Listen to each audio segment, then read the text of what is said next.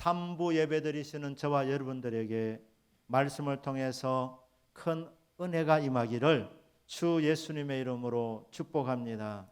아멘. 룻기서 3장의 주제는 한마디로 안식입니다.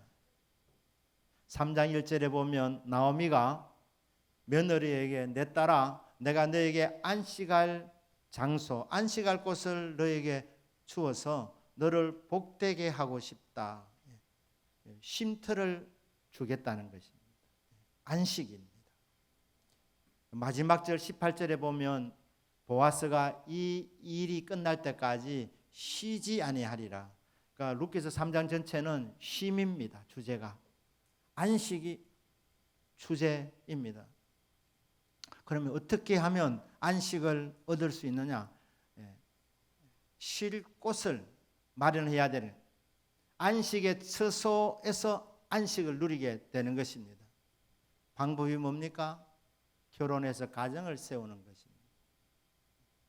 가정은 하나님께서 이 땅에 하나님의 백성들에게 이 땅을 살아가는 사람들에게 쉼의 장소로 준 특별한 공간입니다. 가장 복된 조직체가 가정입니다. 창세기 2장에 보시면 하나님께서 엿새 동안 우주 만물을 창조하셨습니다. 보시기에 심히 아름답더라. 멋지고 아름다운 세상을 만드셨습니다. 그리고 마지막에 사람을 창조하셔서 이 우주 만물의 주인공으로 복을 받으며 누리며 살 수 있도록 해 주셨습니다. 아담을 창조하시고 하나님께서 창세기 2장 8절인데 먼저 우리 룻기서 3장 1절부터 우리 먼저 보겠습니다. 룻기서 3장 1절에 우리가 한 번 더 확인하고 넘어가겠습니다. 룻의 시어머니 나오미가 그에게 이르되 내 딸아, 며느리를 가리켜서 내 딸아 이렇게 말하고 있습니다. 공개된 시어머니의 그 거짓말 1호가 나는 너를 딸로 생각한단다 이 말이랍니다. 그리고 며느리의 1번 거짓말은 어머니 벌써 가시게요 이 말이 첫 번째 거짓말이 한다는데, 자 여기 보니까 이 나오미는 내 딸아 이렇게 한 말은 진심이었습니다. 진심으로 며느리를 딸로 생각해서 내 딸아 내가 너를 위하여 안식할 곳을 구하여 쉴 수 있는 공간을 너에게 제공해서 너를 복되게 내가 해주고 싶다. 이게 시어머니 나오미의 생각이었습니다. 그럼 이 안식할 곳이 어디냐? 창세기 2장에 보시면 2장 8절에 보시면 여호와 하나님이 동방의 에덴에 동산을 창설하시고 그 지으신 사람을 크기 두시니라. 이게 에덴이라는 말의 뜻이 향락, 행복이라는 뜻입니다. 그러니까 하나님이 멋진 세상을 만드시고 그리고 창조에 꽂힌 아담을 창조하시고 누리도록 하나님께서 에덴 동산을 만드시고 거기에 아담을 두셨습니다. 그런데 한 가지 문제가 생겼습니다. 아담이 동물들의 이름을 지으면서 보니까 집신도 짝이 있는데 자기는 짝이 없는 것입니다. 하나님께서 아담이 홀로 있는 것을 보시고 보시기에 좋지 않더라. 그래서 아담에게 돕는 배필을 지으리라 이렇게 하시고 아담으로 하여금 깊이 잠들게 하십니다. 어느 정도로 깊이 잠들게 했느냐? 하나님께서 아담의 갈비뼈 하나를 빼내도 모를 정도로 깊이 잠들게 했습니다. 그리고 그 빼낸 갈비뼈를 가지고 창세기 2장 22절입니다. 거기 보면 여호와 하나님이 아담에게서 취하신 그 갈비뼈로 여자를 만드시고 그를 아담에게로 이끌어 오시니 하나님께서 돕는 배필로 하와를 만드셨는데 재료는 갈빗대였습니다. 그 갈빗대로 여자를 만드시고 그를 아담에게로 이끌어 오셨습니다. 아담을 위해서 여자를 만들어 주시고 그리고 그를 끌고 오셔서 하나님이 중신하신 겁니다. 아담과 하와를. 그리고 하나님이 결혼식 주례도 하시고 가정을 세워주셨습니다. 이 안식의 처소는 가정입니다. 하나님께서 이 땅에 주신 가장 복된 처소는 가정이라는 것입니다. 이 가정을 통해서 우리는 안식을 누리게 되는 것입니다. 시어머니 나오미가 룻에게 이 가정을 주려고 하는 것입니다. 보아스와 결혼을 시키려고 결심을 하고 나오미가 룻을 부릅니다. 내 딸아, 목욕하고 기름을 바르고 오복을 입어라. 그전에 벗고 살았다는 말이 아니고 이 옷은 사람들이 보고 놀라면서 이게 얼마니 하는 베리사치한 옷을 그렇게 입고 그리고 이제 가라는 거예요. 어디로? 타작마당으로 가라는 거예요. 타작마당에 지금 보리를 까부르고 있는데 거기에 마치면 잔치가 벌어집니다. 먹고 마십니다. 보아스도 거기에 부지런한 사람이라 거기 있을 것인데 너는 숨어 있다가 해가지고 먹고 마시고 보아스가 자리에 눕거든 너는 그 옆에 모르는 척하고 누워 있어라. 이렇게 하는 거예요. 시어머니가 별거를 다 시킵니다. 그런데 룻이 네 어머님 그렇게 하겠습니다. 이렇게 한 겁니다. 그런데 여기는 모험이 필요한 것입니다. 왜냐하면 호세아 9장 1절에 보면 이 타작마당에서 성매매가 이루어지고 있었습니다. 성매매가. 돈을 주고 받고 하면서 이 음란한 이 행위가 벌어지고 있었습니다. 그러니 이게 자칫 잘못하면 이 타작마당에서 이 당시는 사사시대는 정말 타락한 시대인데 이 음란한 이 행위가 돈을 받고 이렇게 성행위를 하는 이런 일이 타작마당에서 비일비재하게 일어나고 있었기 때문에 룻이 자칫 잘못하면 부도덕한 여자로 낙인이 찍힐 수 있는 그런 상황이었습니다. 그런데 나오미가 왜 룻에게 이걸 시키겠습니까? 나오미는 보아스의 신앙과 인격을 믿었기 때문이고 룻의 신앙과 인격을 믿었기 때문에 이 두 사람이 잘못을 저지르지 아니할 것이라는 믿음이 있었기 때문에 보냈고 룻은 시어머니가 왜 이것을 시키는지 의미를 분명히 알았기 때문에 네 어머님 그렇게 하겠습니다 하고 갔습니다. 노출시키지 않고 있다가 이 보리를 까부를 때는 이스라엘에서 굉장히 낮에는 더울 때입니다. 그렇기 때문에 밤에도 보리를 까부르는 일이 이어지게 됩니다. 그래서 이게 보리를 다 까부르고 나면 먹고 마시게 됩니다. 그리고 이제 보아스가 올해도 풍년을 주신 하나님 은혜 너무 감사해서 흡족한 마음으로 이제 눕게 되는데 이 눕는 데는 곡식단 끄트머리에 눕습니다. 이것도 하나님의 섭리입니다. 룻이 그 옆에 잘 누울 수 있도록 깊은 데 들어가지 아니하고 곡식단 언저리에 크게 누워 있는 것입니다. 거기에 룻이 조용히 다가가서 옆에 가만히 누워 있습니다. 저희들이 학교 다닐 때 그 유머들을 좀 썼는데 지금 생각해 그게 전부 다 아재 개그였습니다. 그래서 지금 제가 쓰는 개그는 여러분들이 듣고 전혀 안 웃을 수 있습니다. 한 번은 청와대에서 대통령에게 보고 올라갑니다. NKOB 내한공연이 있습니다. 하면서 NKOB라고 적어놓은 거예요. New Kids on the Block. 유명한 이 그룹입니다. 공연했습니다. 그 대통령도 잘 알 줄 알고 약자로 NKOB를 썼는데 딱 들여다보더니만 대통령이 남궁옥분이 외국에 살았나 이렇게. 자 여러분 이 타작마당 웃어주셔서 감사합니다.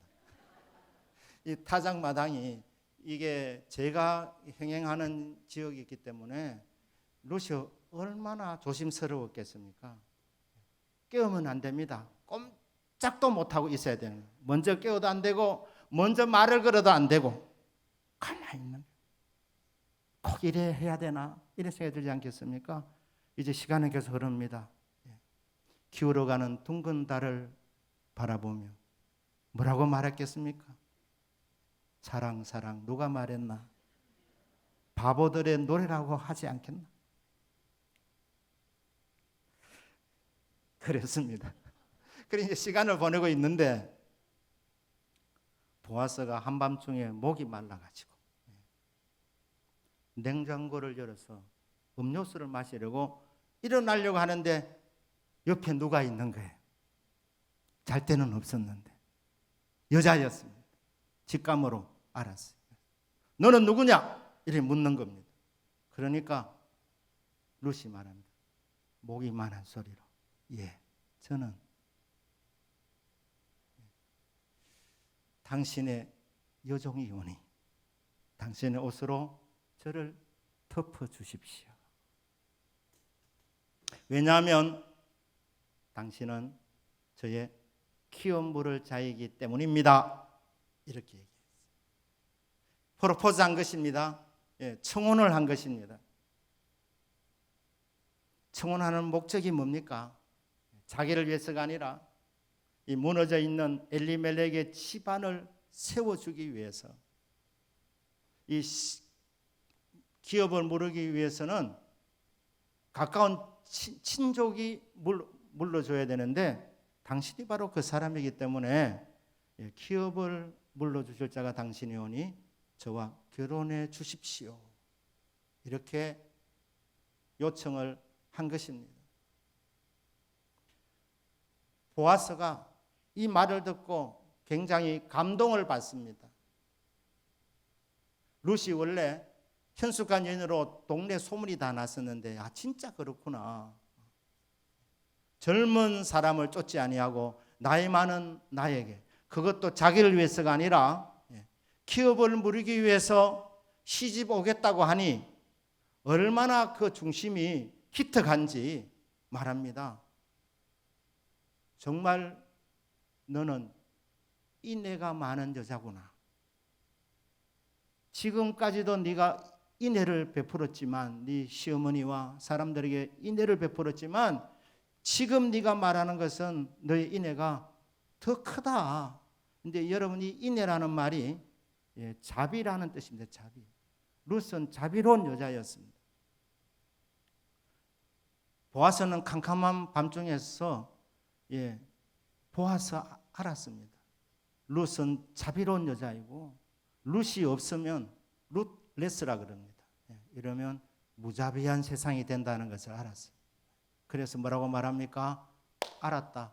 장가 갈게. 이렇게 합니다.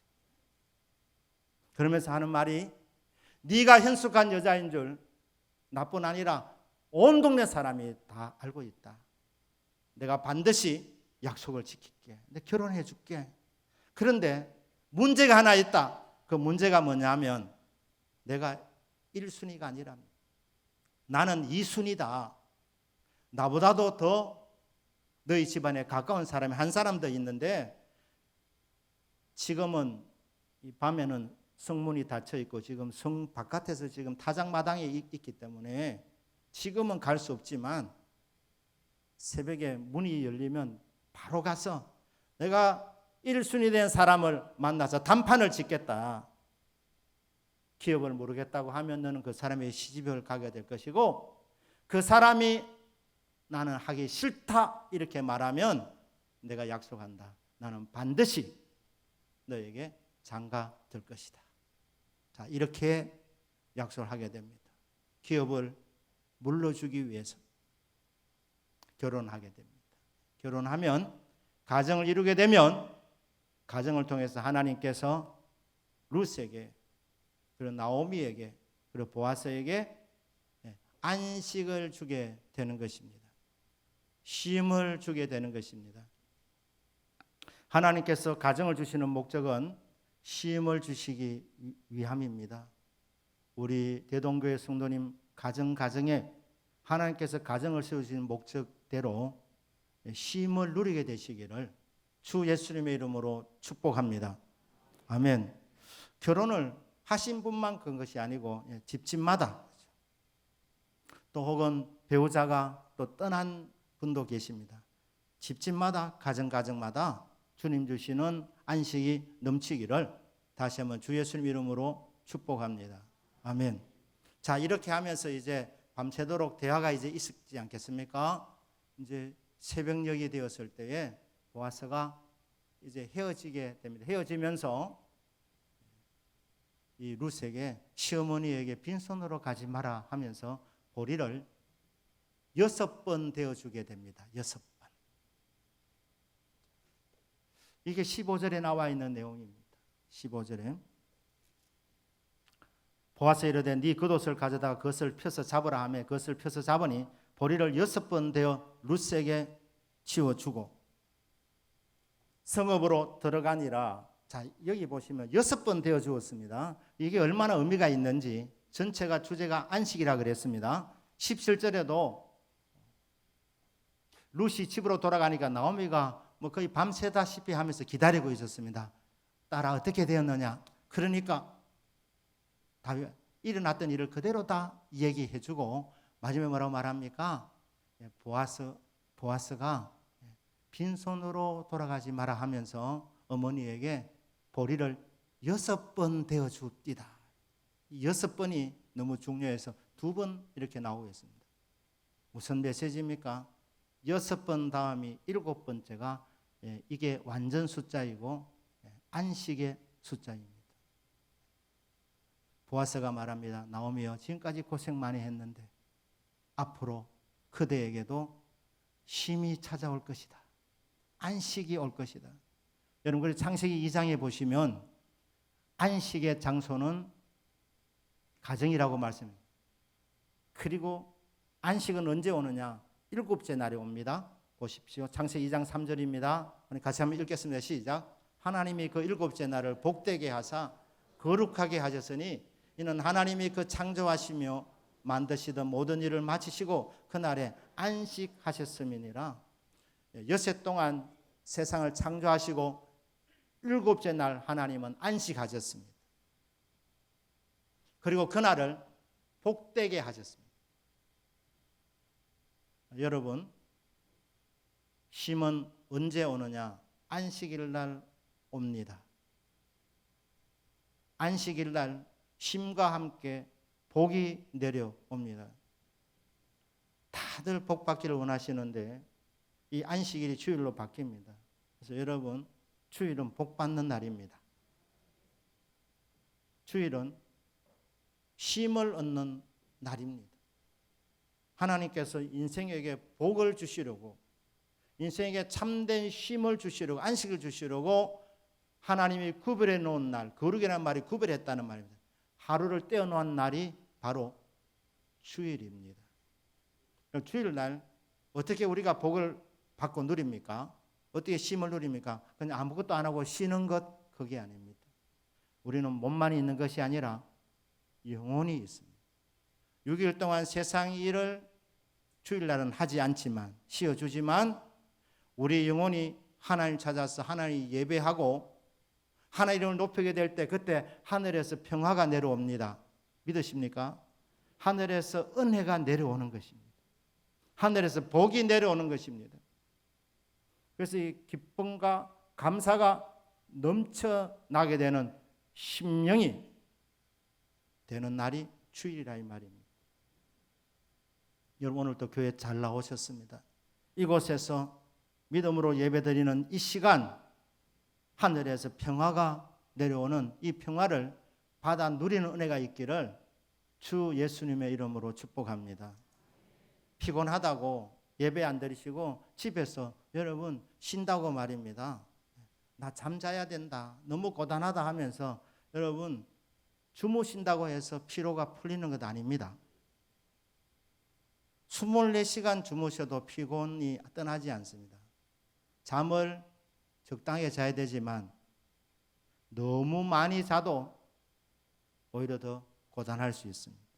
월요일 날 출근하기 싫어집니다.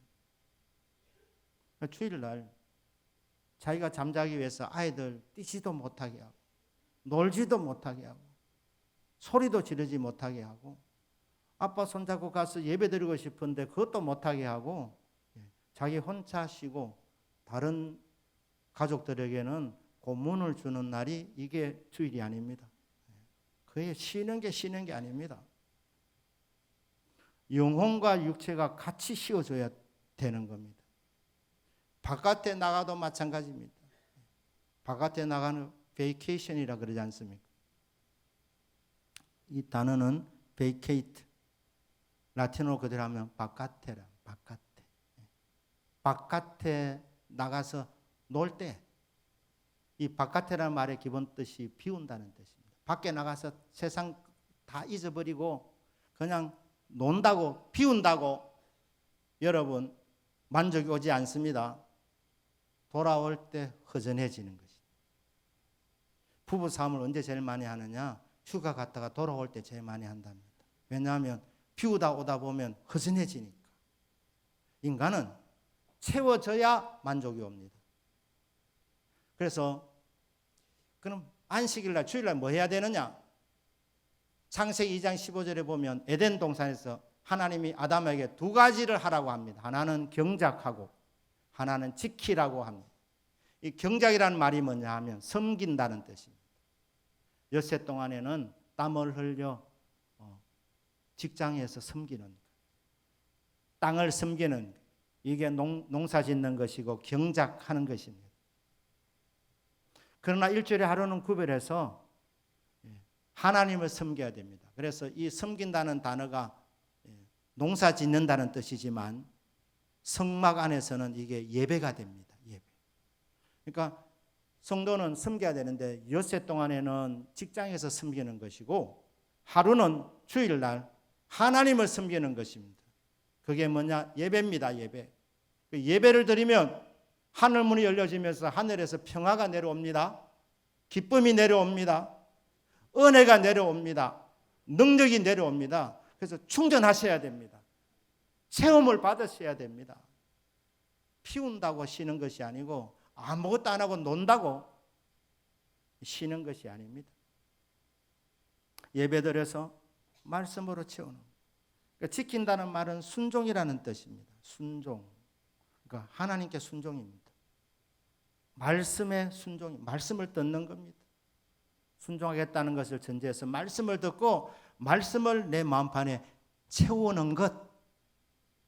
그러면 여러분 에덴 동산은 단순히 일터만이 아니고 하나님 함께 하시는 예배 처소입니다. 그래서 에덴 동산은 없어졌지만 그게 성막으로 바뀌고 성전으로 바뀌고 지금은 교회입니다. 쉼은 안식일 날, 주일 날 오는구나. 예배 드릴 때 그때 하늘에서 내려오는 것이구나.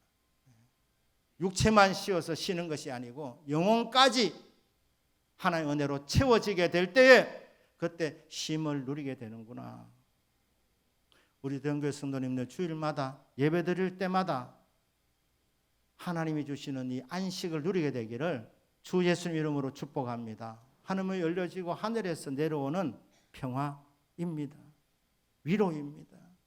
이 재충전되면 우리는 엿새 동안 세상에서도 힘차게 살아갈 수 있고 또 하나님께서 이게 지혜를 주셔서 의욕을 주셔서 누구보다도 열정적으로 그렇게 세상에서도 살아갈 수 있도록 하나님께서 힘을 공급해 주시는 것입니다. 주일은 은혜 받는 날이고 교회는 은혜 받는 장소, 쉼의 장소이라는 사실을 꼭 기억할 수 있기를 주 예수님 이름으로 축복합니다. 아멘. 그런데 하나님께서 우리에게 안식을 주기 위해서 삼중장치를 해놓으셨어요. 삼중장치. 첫째는 가정에서, 둘째는 교회를 통해서, 엿새 동안은 가정, 그리고 하루는 교회를 통해서 안식을 주시는데 궁극적으로 안식이 어디서 오느냐 이 말입니다. 오늘 본문에 3장 9절입니까? 당신의 옷으로 저를 덮으소서. 이 옷으로 덮어달라는 이 단어가 룻기서 2장 12절에서는 날개라고 되어 있어요. 똑같은 단어인데 2장 12절에서는 하나님의 날개라고 그렇게 되어 있고 3장 9절에서는 옷이라고 의복이라고 이렇게 되어 있습니다. 당신의 옷으로 덮어주셔서 날개로 덮어주셔서 왜냐하면 당신은 귀한 물을 짜이기 때문입니다. 이 귀한 물을 짜라는 뜻이 가족 구원자, 친족 구원자입니다. 빚져서 땅도 잃어버리고 재산도 잃어버리고 모든 것을 잃어버리게 되었을 때에 그때 가까운 친척이 능력이 있는 친척이 그것을 물어주면 회복이 되어지는 것입니다. 저와 여러분 모든 인생은 죄의 종이 되었습니다. 다 죄인입니다. 믿으십니까? 저와 여러분이 죄인이라는 사실은 죄에 매여 살아가는 인생, 고달픈 인생들입니다. 이 죄를 보상하려면 누군가가 대가를 지불해야 되는데 친척이 해줘야 됩니다. 하나님은 전능하시지만 하나님 하실 수 없습니다. 왜냐하면 인간이 저지른 죄이기 때문에 인간이 풀어야 됩니다. 그래서 하나님이 인간의 몸을 입고 우리의 친척으로 이 땅에 오셨습니다. 그분이 누굽니까? 예수 그리스도입니다. 예수님께서 십자가에서 우리의 죄를 대신 담당하시고 죽으셔서 죄 문제를 해결하셔서 죄에서 자유를 누리게 되었습니다. 룻기서 1장 13절입니다. 거기 보면 너희가 어찌 그들이 자라기를 기다리겠으며 헤어지자는 거예요. 나오미가 자식 2명 다 떠나보냈기 때문에 며느리들에게 내 따라오면 너희들 소망 없다. 아들이 없다 나에게는. 만에 하나 아들이 생긴다 하더라도 아들이 자라기를 너희들이 어떻게 기다리겠느냐. 어찌 남편 없이 지내겠다고 결심하겠느냐. 얘들아 이때까지 너무 고마웠는데 여기 남아서 재혼해서 팔자 고쳐라. 내 딸들아 그렇지 아니하니라. 여호와의 손이 나를 치셨으므로 나는 너희로 말미암아 더욱 마음이 아프도다 하며 여기 보니까 번역이 너희들 여호와의 손이 나를 쳤기 때문에 너희로 인해서 내가 마음이 더 아프다. 이렇게 자기 마음이 아픈 것을 대신 원문은 그런 뉘앙스가 아닙니다. 나는 너희들보다도 더 괴롭다. 나는 너희들보다 더 비참하다. 나는 너희들보다 너무 힘들다. 이런 의미입니다. 여기서 너희들이라는 이 단어가 여성 전미사가 있는데 이번에 여성 전미사 아니라 남성 전미사를 썼습니다. 그러니까 지금 누구하고 비교하고 있습니까? 나오미가 두 며느리하고 비교하는 것이 아니라 룻기를 읽고 있는 성도들에게 지금 비교하고 있습니다. 여러분들에게 지금 말씀하고 있는 거예요. 여러분들 인생은 원래 고달픈 인생입니다. 죄에 매여 고달픈 인생, 피곤하고 고단한 인생. 참, 여러분 돈 버는 게 쉽지 않습니다. 남의 주머니에서 돈을 이렇게 내 것으로 만드는 게 이게 쉽지 않습니다. 어떤 직업을 가진 사람은 저 사람은 참 직업이 좋겠다 싶어도 한번 들여다보십시오. 얼마나 힘든지. 다 어렵습니다. 힘듭니다. 피곤하고 고단한 인생입니다. 편한 직장 없습니다. 신의 직장 없습니다. 다 어렵습니다. 다 고달픕니다. 다 피곤합니다. 이유는 죄 때문에. 죄인이기 때문에. 죄 때문에 고달프고 돈 벌어 살려가니까 경쟁에서 너무 피곤하고 지쳐서 힘들고 체력이 안 받쳐줘서 괴롭고 또 상사로부터 때로는 모욕을 당해서 그래서 또 힘들고 이게 다 인생들입니다. 다 괴롭고 다 힘들다. 그중에서 제일 괴로운 사람은 나다. 그런데 여러분 복음이 있습니다. 이 모든 인생의 무거운 짐은 친척 구원자이신 예수님이 갈보리 언덕에서 대신 담당해 주셨습니다. 우리의 죄 문제를 해결해 주신 것입니다. 그리고 우리에게 초청합니다. 수고하고 무거운 짐진 자들아 다 내게로 오라. 내가 너희를 쉬게 하리라. 아멘이십니까? 수고의 짐을 안 진 인생이 누가 있습니까?